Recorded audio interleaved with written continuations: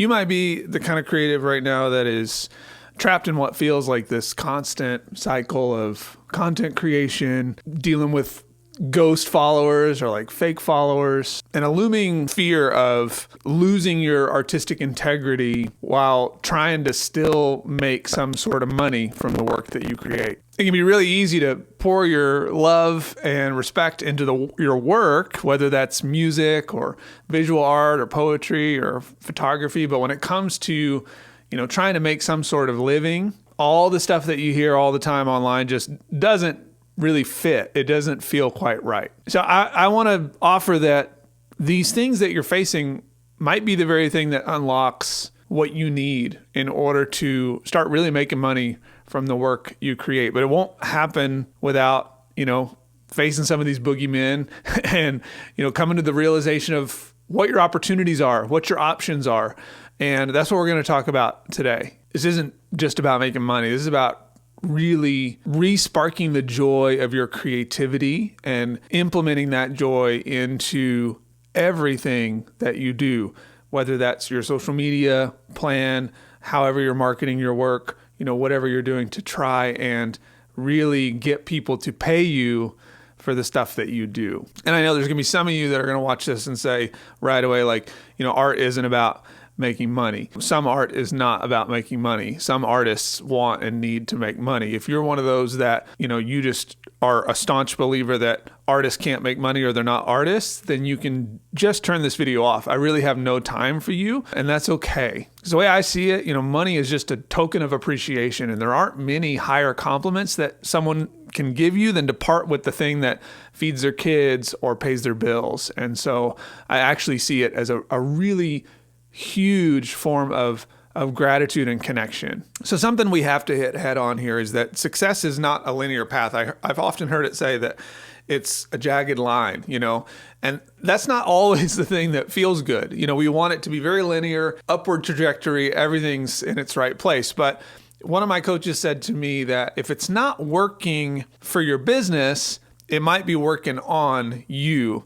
And I found that to really be true for me personally, that the things that we come up against really are byproducts of stories that we tell ourselves that keep us from moving forward in a direction. And there are 3 big stories that I hear artists tell themselves and each other all the time that I really want to squash as best I can, because I think it's really important that, to me, my mission is to see more creatives in the world making money despite the way technology is going, despite, all the things that we see that are negatives. And I believe it can be done because there's still such an opportunity for creative people to connect with other people and get them to show their appreciation through monetization. And we'll talk about some of those things. If you want me to, let me know in the comments, like how artists can monetize aside from just their work. But the first story that I hear artists say is, if I start thinking about making money, my art will lose its integrity. If I start focusing on making money,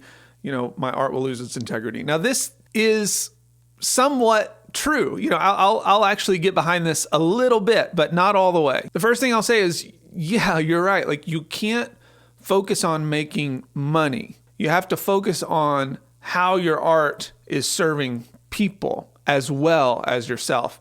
So there are camps that say okay, if you want to be successful, you need to only make art that is commercial, that gets the attention of people, that's really easy to digest. And there are camps like Rick Rubin that say no, just make art for yourself. And I actually believe that there is a place where those two things coexist. I'm not a big fan of, one or the other, black or white. I think we want to live in those worlds because it's romantic, but it's just not accurate. And not to mention, we have been, as creatives, for lack of better terms, brainwashed or gaslit, whatever you want to call it, into believing that what we do isn't going to make money, and that's just a common story. Watch programs on television, and who are the artists that we see?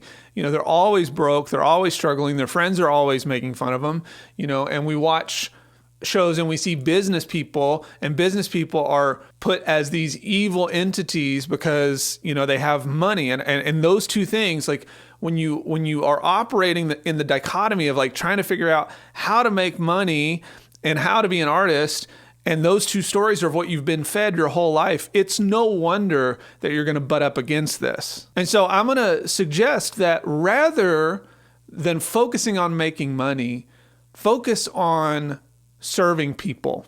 And you might say, Lennon, well, how the heck does my art serve people? Well, it may not be obvious at first. This is actually what I teach artists to figure out. But what I would always suggest in the interim, if you're trying to figure this out, is to ask the question, if someone interacted with myself as the artist and my art, what would I want them to get from that time with me? And then you start to think about monetizing the mission, not the product itself. The product is one way to monetize, but like if you're thinking the bullseye is the mission, for instance, like one of our clients, she helps make art that is for people that are neurodivergent and, have sensory issues. And I love this because it's now around the mission, right? And so she's able to monetize not only products that do that, but she could go down the road of like talking more about the mission, talking more about these things, partnering with brands and things like that align with the mission that she has. And so in that case, like you're in integrity when you're thinking about serving and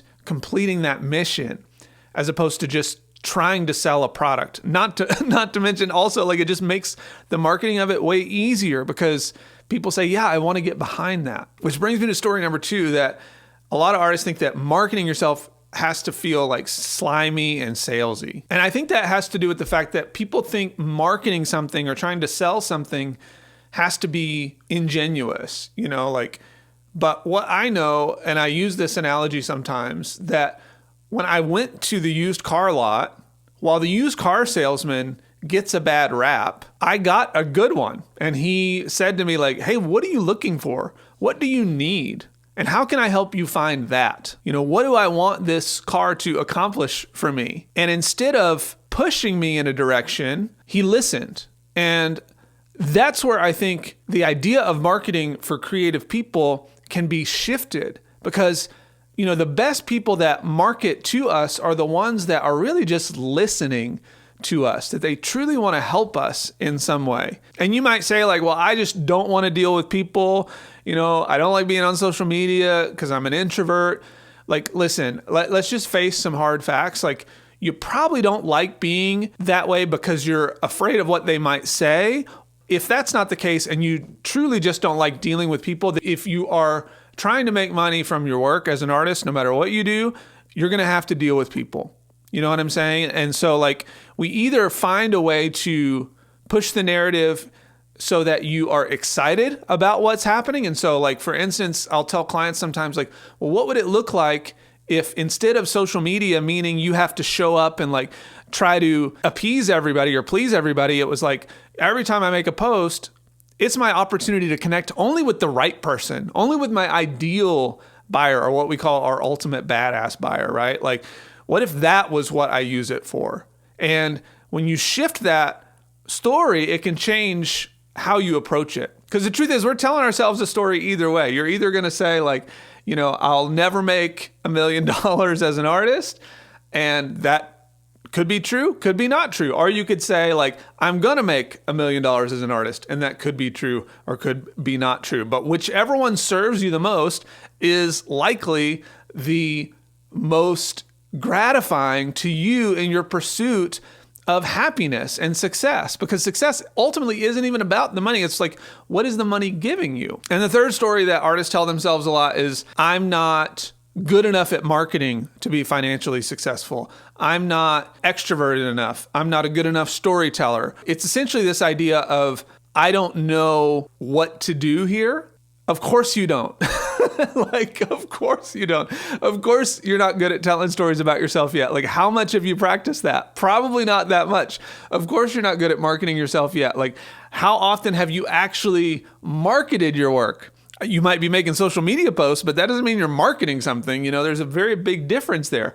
You might, it's just understanding like these things take time, and that's okay.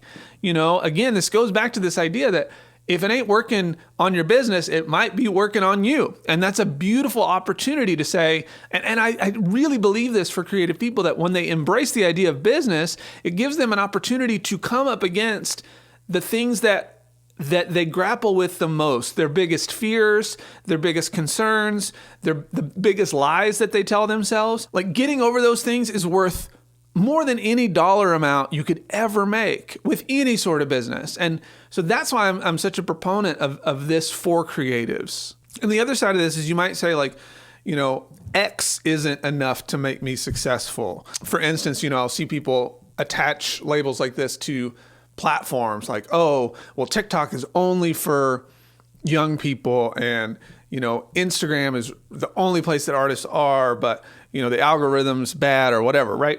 We attach all kinds of meanings to all kinds of things to create opportunities for us to just really slow down and not do the work.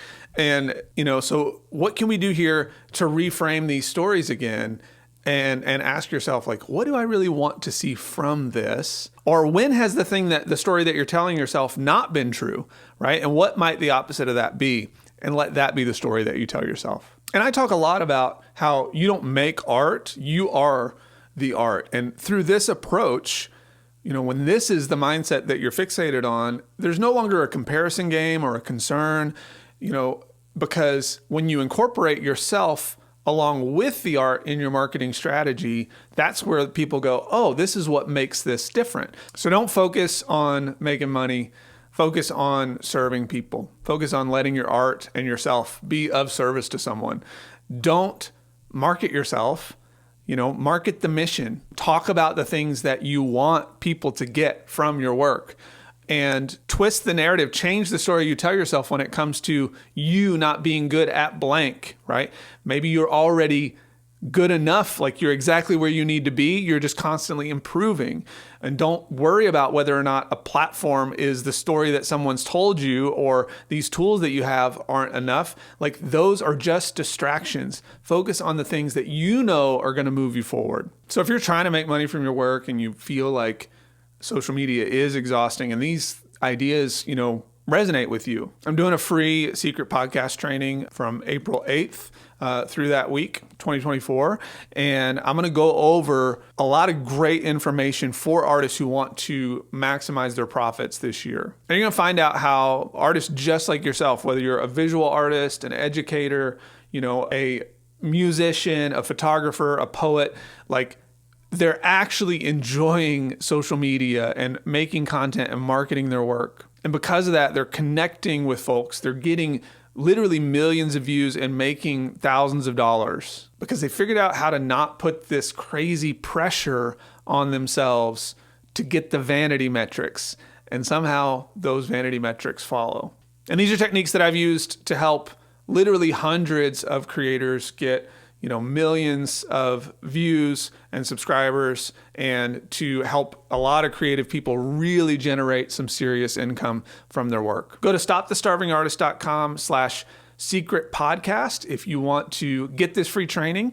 And if by the time you're watching this, it's not available, there will be another training there for you to check out. So check it out, and I will see you on the inside.